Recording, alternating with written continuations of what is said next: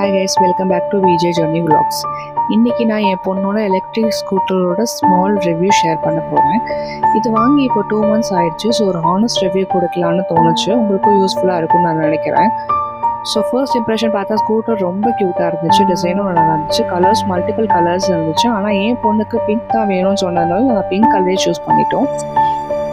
So இதில் ஃபீச்சர்ஸ்ன்னு பார்த்தீங்கன்னா நீங்கள் பென்ட்ரைவும் போட்டுக்கலாம். நீங்கள் ரைம் பே பண்ணுற மாதிரி இன்பில்டாகவே இருந்துச்சு. ஸோ ஆன் ஆஃப் பட்டன் கொடுத்துருந்தாங்க. ஃபார்வர்ட் பேக்வர்ட் பட்டன்ஸும் இருந்துச்சு. ஆக்சிலேட்டர் கீழே கொடுத்துருந்தாங்க. கார் மாதிரி ஃபீல் கொடுக்கும். ஸோ இதோட ரிமோட்டும் வருது.